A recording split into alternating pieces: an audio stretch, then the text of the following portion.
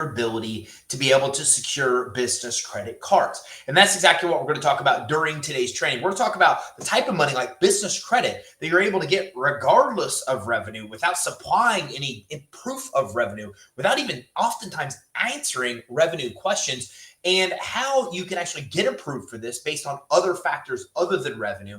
And we'll talk a little bit about the revenue type of products, funding products that you can get that are based on revenue, and a lot of the stuff that's not based on revenue. So the bottom line is that if you are newer in business, you don't have a lot of revenue, we're going to talk about how business credit can still work for you. We can talk about some other options that can work for you outside of that. And then as you start to generate revenue, we'll talk a little bit about what that can do and what that can open up for you as well. So let's dive in. So first of all, revenue does not control or really have anything or much of anything to do with your ability to secure business credit cards. So when I talk about business credit cards, what I'm talking about is getting credit cards in your business name. Now, there's two types of credit cards we could be talking about here. The first type of credit card we could be talking about is we could be talking about credit that you provide a personal guarantee, you provide a personal credit check.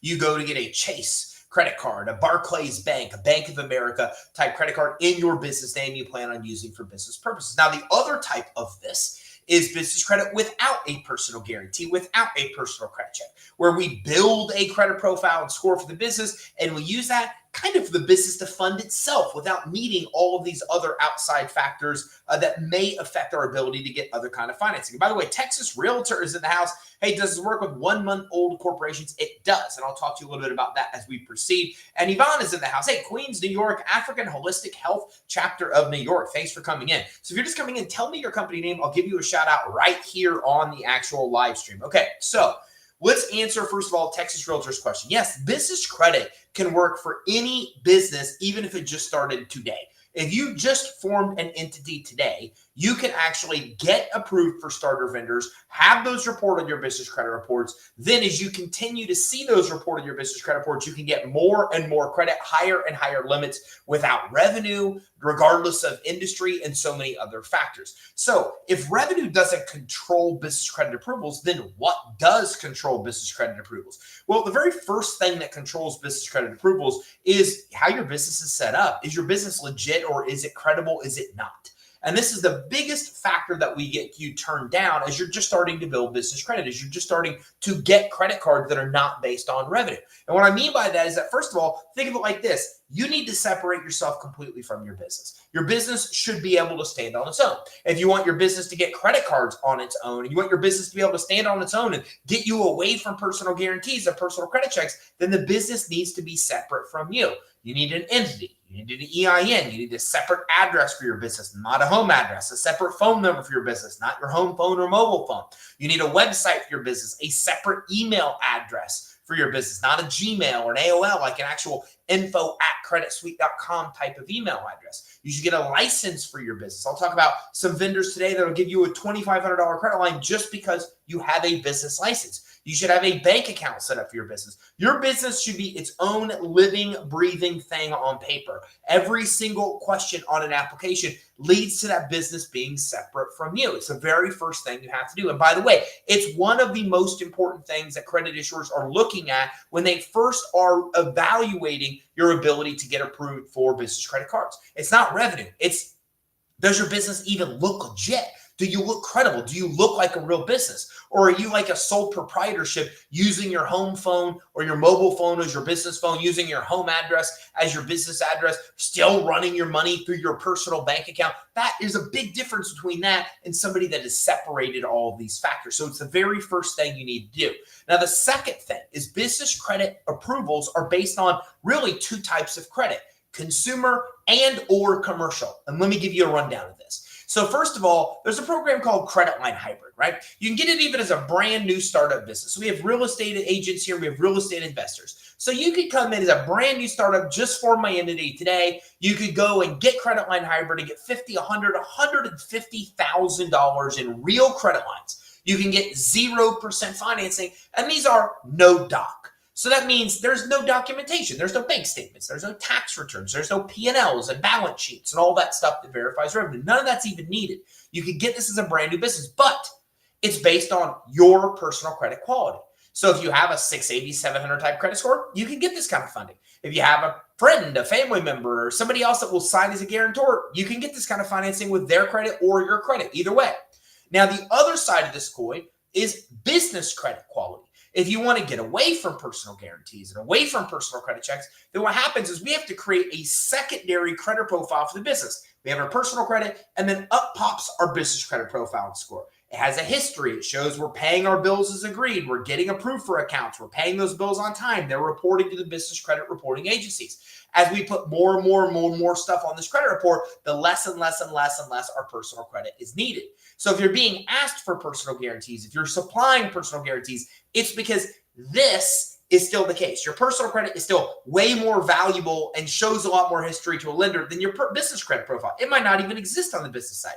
But as we create a credit profile here, and that credit profile builds and builds and builds and builds, eventually it has more value than your personal credit. So if we think about Michael Dell of the world, this is how he doesn't have to personally guarantee Dell's debts, right? Dell built their credit profile where the company is so valuable because of its history of paying bills that his personal credit doesn't even matter. They don't even care. They don't even want to see it.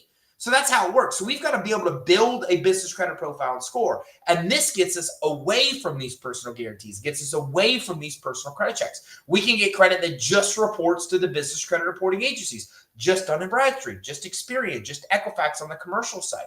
And then we don't have to have consumer credit checks. We don't have to have consumer guarantees. We don't have to have our business credit cards show on our personal credit reports. Then there's a hybrid. A hybrid is Capital One Spark Card. Capital One Spark Card reports to both. It reports to consumer and commercial credit. And these are dangerous because even though it might help us build business credit, it's still reporting on our consumer credit. So as we put a higher balance on this Capital One Spark Card, it damages our personal credit report, which is not what we want.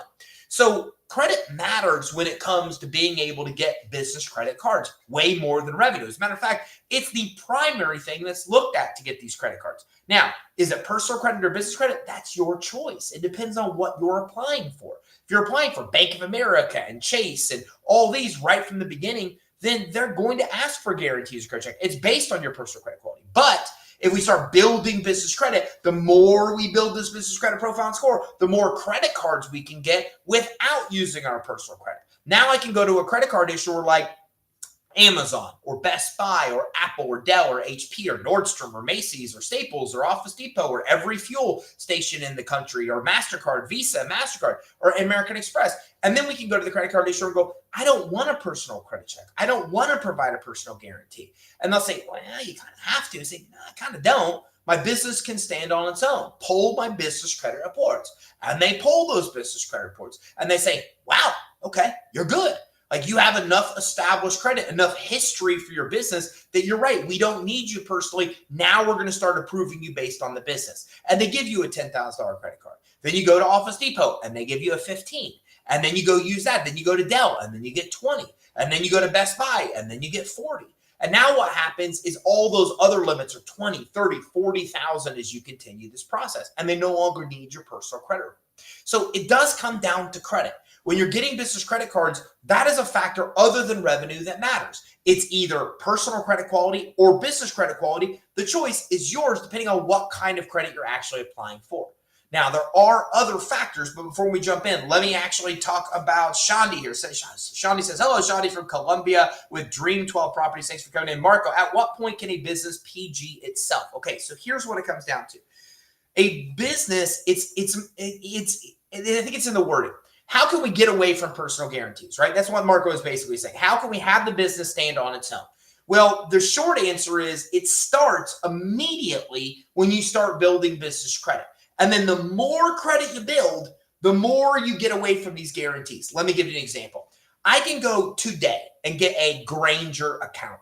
And if I have a business license, Granger will approve me for a $2,500 credit line right now without a personal guarantee. Right now, if my business is set up as I told you, like structured where it's credible, I can start to go to vendors like Uline or CEO Creative or Office Garner, and these sources will give me credit without a personal guarantee right away, immediately, before I've even built my business credit report. Then I use those creditors and I pay my bills and I pay them on time or early. Then they report to the business credit reporting agencies. This next window opens up for us. And this window is to start getting revolving credit cards. Now we can start to go to like retailers like Staples and Office Depot and Costco and Sam's Club, and you name a retailer, even Nordstrom does this, a corporate credit card without a personal guarantee. So now all of a sudden, we start to get these credit cards without a PG, the business PGs that we don't have to, right? So now this whole starter vendors is now unlocked for us. Now, we unlocked credit with almost every major retailer. Like, where do you buy this stuff for your business? Okay, I buy a lot of stuff on Amazon. I buy a lot of stuff on Best Buy. We buy Apple computers for every one of our team members. We spend a lot of money in Apple, right? That's where we spend our money. So we have high limit business credit cards in all of those places without a personal guarantee.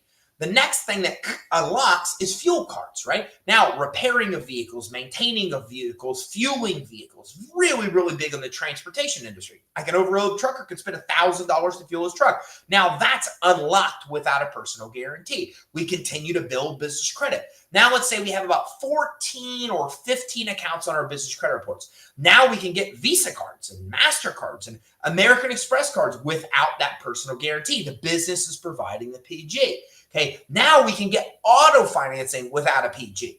And this is crazy numbers. Like, we had one of our clients get $350,000 in financing at Ford without a personal guarantee. $350,000.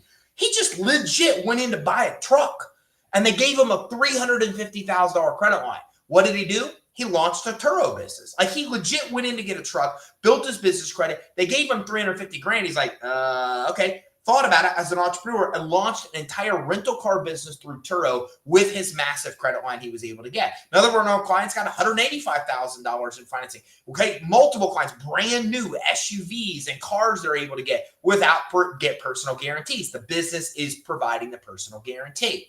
Now at this stage, we can start to even get some financing.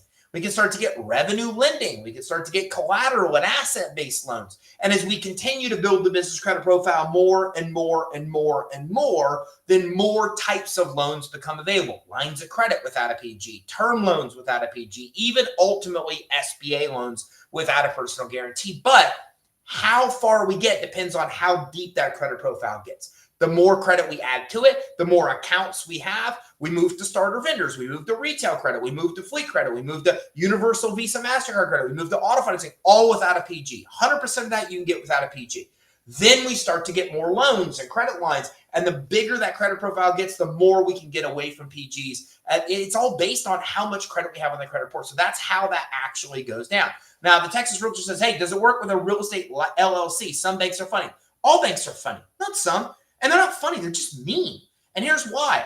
I'm not like an enemy of the banks. The reality is that banks are required to be conservative in their risk because they're government insured. We understand that, FDIC insured, right? So what happens is the government insures them to give us peace of mind. And the government says, don't do stupid crap, right? Like, don't do, my mom has a keychain she gave me. My keychain for my key, it says, don't do stupid SHIT. From mom, right? So that's the whole point, right? The government says to the banks, don't do stupid crap. Banks have to be conservative in their risk. So they're not the best place for us. So what's happening here with Texas Realtor is you're in the wrong industry. Bank doesn't want to help you because you're in real estate. They want to see somebody with lots of transactions and consistency. They see you as a high-risk industry. So what you want to do is stay away from bank loans, and you want to start coming in and getting business credit and alternative financing and the types of loans and credit lines and credit cards that don't care about your industry. Now, don't get me wrong. That is another factor that will be used to determine your business credit approval. Are you in a high-risk industry? Now, for example, Texas Realtor's in the house, right? And Texas Realtor, if I ask you what industry you're in, I would imagine you would probably say real estate. But here's the problem. If you look at NAICS.com, NAICS.com, if you go to NAICS.com right now and you look up real estate, you're going to find that there's like 30 different subcategories of real estate. So you might think that you're in real estate, but the question becomes, which one of those 30 different subcategories of real estate are you truly in? If you don't know this and you go and tell a credit issuer or a lender you're in real estate, then I almost guarantee 9.5 out of 10 times, they're going to choose one of the highest risk of that subcategory. They're going to choose one of the highest risk subcategories. Now, let's see what happens here. You go in, you open up your bank account when you start your business. What industry are you in? I'm in real estate. Okay, I'm going to pick one of these that comes up. Pick it. Boom, they picked wrong. You're in high risk.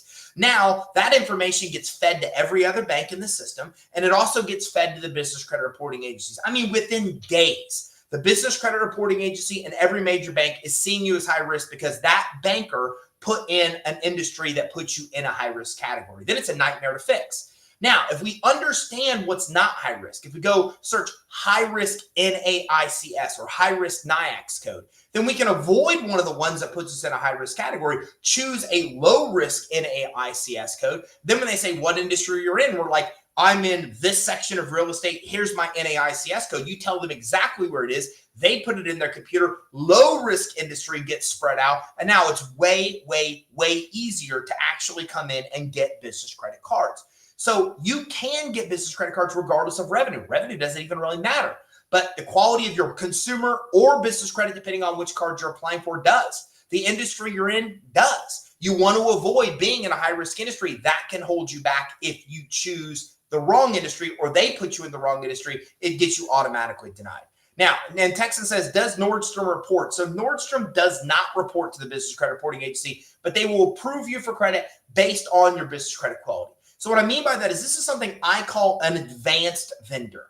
An advanced vendor you don't hear from about very much because anybody that talks about business credit building, they're not even aware of advanced vendors because a vendor like Nordstrom doesn't report, so they don't help you build business credit, but they'll still give you credit cards based on your business credit quality. Let me give you some other examples that are more useful to you.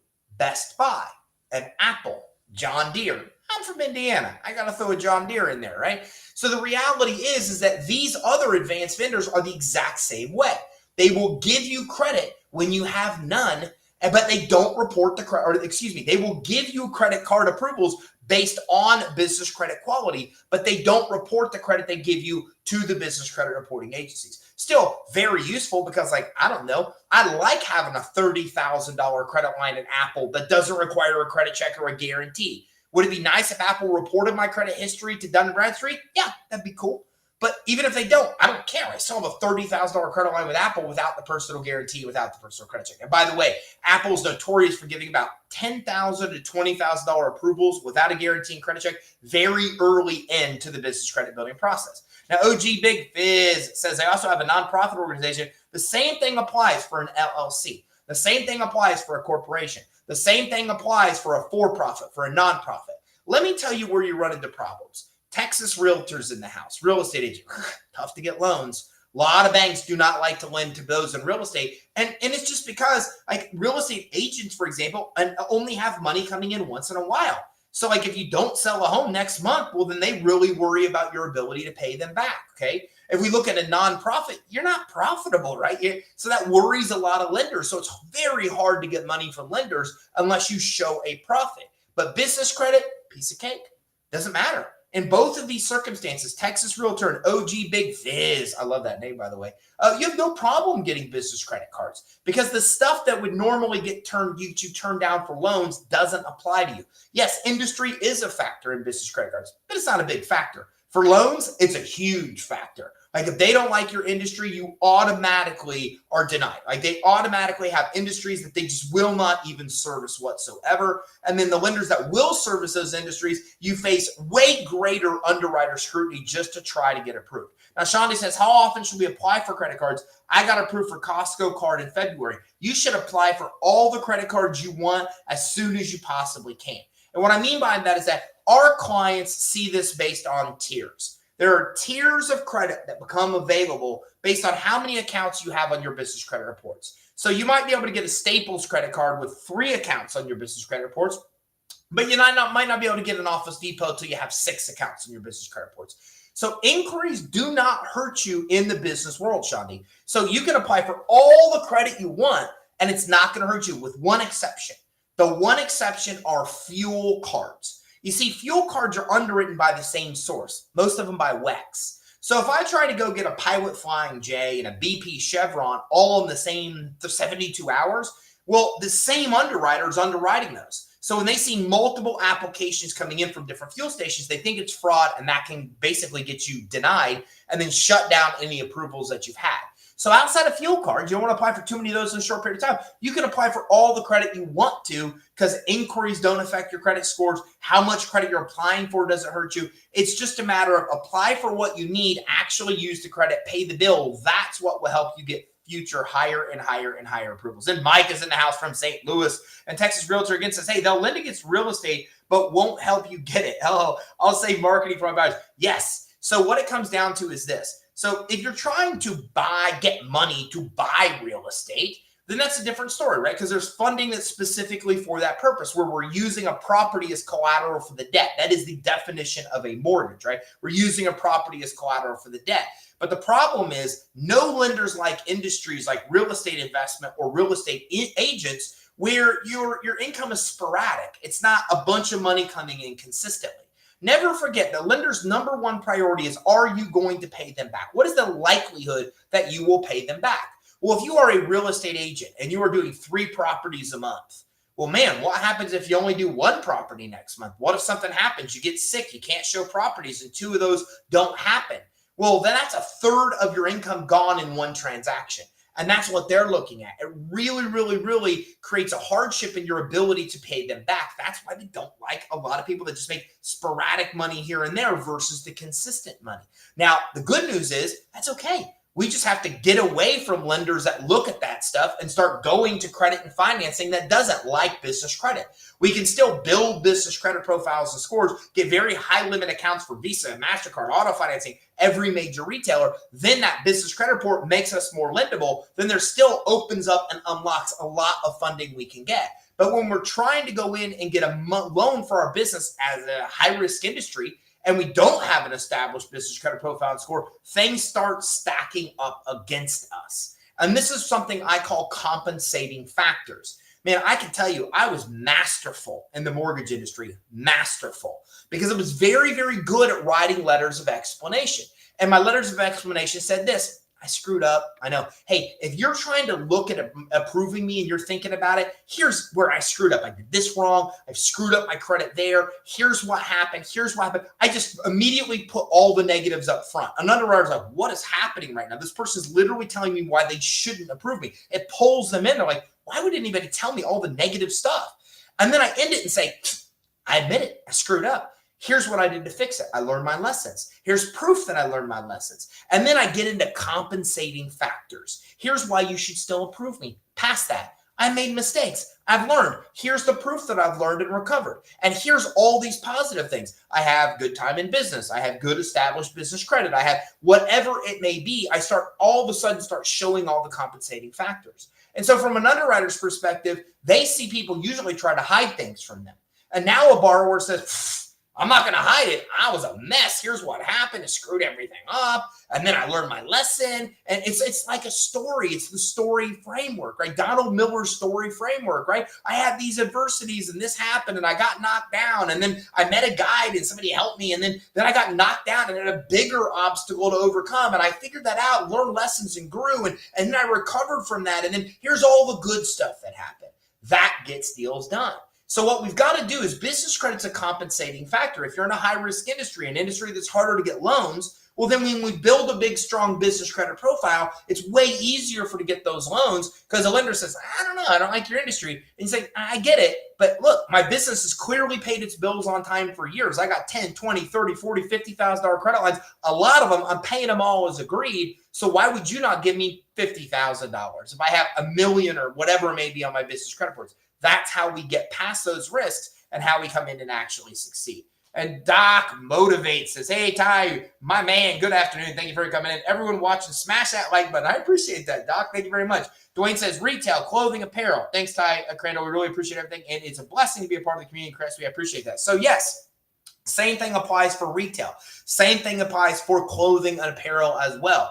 Look, if I'm in retail, I got to buy registers. I got to buy computers. I got to buy hangers. Depending on what I'm saying, right? I got to buy the shelving and everything I need for the store. Okay, 100% of that business credit can buy. And business credit will also help you with the suppliers. So if I'm going into a supplier that I'm buying shorts from because I'm in clothing, for example, well, then that supplier is more than likely going to look at my business credit profile and will give me a credit line to buy from them because it's established. You see, that's the key. So many business owners look the wrong thing. Everybody's out there trying to get $1 million credit line, $1 million loan. Those are really hard to get. $100,000 loans or credit lines are really hard to get. You know what's easy to get? $20,000 credit cards. That's easy to get in the business credit world. Really easy to get. And those credit cards can buy your supplies. They can buy for everything you're using to conduct business, right? So if I'm a real estate agent, for example, because we're on that topic, well, I need a car. I can use auto financing to be able to get that using business credit without a guaranteeing credit check. I need signs. I need marketing flyers. I need marketing. I need to buy clothes, right? All of these things business credit can buy. So these business credit cards, 10, 20, 30, 40, $50,000 limit individual cards can buy oftentimes 85 or 90% of whatever it is for your business to operate. They can buy for marketing. They can buy computers and desks and furniture and all of that they can buy. So yeah, you might still have payroll that you need a loan for, cash. But because business credit can cover so much of the supplies, the expenses, the wholesale products that you're buying, depending on what you're selling, you could use that to fund 85, 90% of your business. Now I don't need $1 million credit line. Now I just need 50 grand because business credit paid for everything else. And it's way easier to get that loan or credit line for that smaller amount of money. Now, OJ Big Fizz says, is my trucking company considered a high-risk industry? Over-the-road trucking is not. And it's also one of the biggest industries to benefit from business credit because you're getting $10,000 to $30,000 credit limits typically at every fuel station that's out there. Shell, okay, BP, Chevron, Sunoco, Conoco. Okay, we look at Pilot Flying J. So if you have $30,000 credit lines for every one of those without a personal guarantee, without a personal credit check, then that's what helps you actually be able to fund the business. But wait, there's more. There's one other thing that I rarely talk about that is vitally important as well. One of our clients, Christine, had a one-truck operation, failed to build business credit.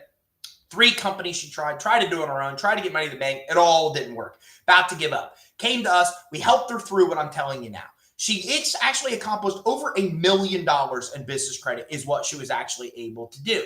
But one of the most interesting things I think about her testimonial when she tells the story is the last 2 sentences where she said, the credit helped us get more contracts. You see, we don't realize that. In the trucking industry, for example, they're looking at the quality of your business credit to determine if they should even assign you the contracts. Once she started building business credit, the contracts started flooding in. She had so much business that went from a 1-truck operation to a 50-truck operation, 50x her size, because the contracts were coming in because her business credit was established. You see, a lot of people use business credit to make decisions. The suppliers we're doing business with, the people that we need to give us credit lines, the insurance companies, lenders, credit issuers. So when we build business credit, it even helps us get more business because those making those kind of decisions are looking to that stuff as well. And Doc Motivate says, facts. I absolutely love that. And the Texas Realtor says, WEX without PG still or no TPG. So some cards you're able to get without a personal guarantee, but WEX is still making it really hard for the majority of their accounts to get without the personal guarantee. WEX did a clean sweep last year and got away with a lot of cards with no PG. Now, we still have about 8 or 10 gas cards in our fundability system that you can get without the personal guarantee, but a lot of the WEX cards got caught up in that and still require a personal guarantee to this day. Great question, Texas Realtor. So how do we get away from revenue when it comes to business credit approvals? We build our business where it's credible and reputable. We know that they're going to look at consumer or commercial credit. So heck, why not focus on both? Remember, if my consumer credit's bad, it's okay. All we need to do then is we need to focus on applying for credit that's based on business credit quality, not consumer credit quality. The next thing that we want to do is we want to make sure we're not in a high-risk industry. We want to look at the NIACs and look at high-risk NIACs and know what our industry is and move forward and apply and make sure that we're not seen as an industry that we are not in. Okay, the other thing to consider is even though business credit cards are not based on collateral, having some kind of asset that you could serve up as collateral will help you with other kind of loans. Account receivables is the best way to do it. If you're in a business where you can let your customers buy from you and pay on terms, it opens up and unlocks a whole different amount of funding that's out there for you. The next thing, how do we get away from revenue to get business credit cards? Pay our bills on time or early. In the business world, there's no 30 days late before we're considered late. In the business world, you are 1 day late, you are 1 day late. It's called DBT, days beyond terms. So our goal here is to not be beyond the terms they give us. If they say the payment is due March 15th, I want to pay it before March 15th. If I pay it March 16th, I am one DBT. I'm 1 day beyond terms. And the further I am beyond terms, the later I pay, the more damaging it is to my credit score. As a matter of fact, the main credit scores used in the business world that will determine your ability to get business credit cards are primarily based only on how you pay your bills. So if we look at Equifax and Experian business credit scores and Dun & Bradstreet and Equifax, 100% of their primary score is based on how you pay your bills. Great news for us. If we want to get business credit cards regardless of revenue, we just need to build a credit profile and score and pay our bills on time or early. That gives us a good score and helps us get way, way, way higher approvals as we continue to proceed. Now with Dun & Bradstreet, it's a little bit different. Dun & Bradstreet is going to require Dun & Bradstreet is going to require 3 accounts on our business credit reports. Equifax and Experian only need 1 to create a profile and score. And Experian, 85% of our score is based on how we pay our bills. So the bottom line is, I can sit here and do 2 hours of trading on how every credit score breaks down. But if you just pay your bills on time or early, if you only did that one thing would help you have good scores with the business credit reporting agencies. And one other thing, if we want to get business credit cards without revenue, then the other thing we need to know is that we can submit our financials to the business credit reporting agencies. And if they're good, if they show some kind of profit, it actually helps us. See, a lot of the bureaus, not a lot, all of the bureaus have other scores that they actually provide lenders. And these scores takes things other than just your payment history into account, including your payment history, including your industry. What? That's why I'm talking about both of these things today. And they also include sometimes a little bit of your utilization. Okay, but they'll also include the financial health of your business. And they look at your financials to determine that. Now, if they don't have your financials, they actually look at the number of employees your business has to determine how financially stable you are. I don't even understand that. Mind blown. Doesn't even make a bit of sense. But the reality is that in lieu of Dun & Bradstreet having your tax returns, they'll say, okay, Secretary of State, how many employees does that company have? And Secretary of State says, 1, they're a solopreneur. And Dun & Bradstreet says, high risk, high risk, high risk. So the bottom line is, if you don't give your financials to the bureaus, and you can pull your Dun & Bradstreet report that will show your revenue and profit if they have it. If they don't, it won't. And if they don't, then you're going to see on your credit report the number of employees you have. That's heavily weighted into the financial stability of your business. The reason I'm telling you this is that if you have tax returns and it's that time of year where you're filing, show some kind of profit on your tax returns. And if you do get those to the actual bureaus, they'll give you higher scores on the 5 scores that they offer. All those other scores will be higher as a result.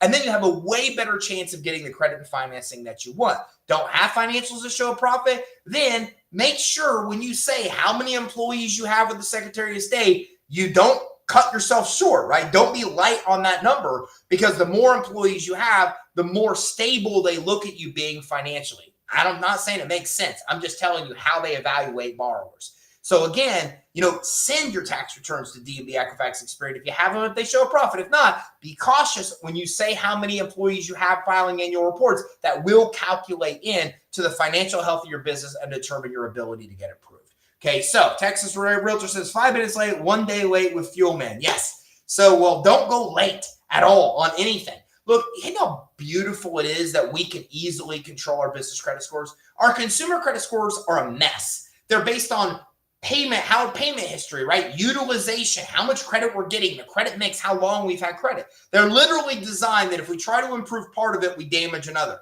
If I try to go get more accounts that I can pay as agreed to improve the payment history aspect of my score, then I increase my inquiries and hurt my score that way. It's all done that way. But in the business world, your primary score is based on how you pay. All we have to do is get credit reports, pay our bills, and then pay our bills on time or early. And if we do that one thing, we're going to have good scores. It's a guide that's been downloaded over to help you along the way. It's called our Business Credit Building Guide. I thought it came up, but it's not coming up here. You can get it at creditsuite.com/EIN. So grab it. It's 100% free, been downloaded over 1 million times. It's kind of known as the Bible for building business credit. I'd pull it up right now on the screen.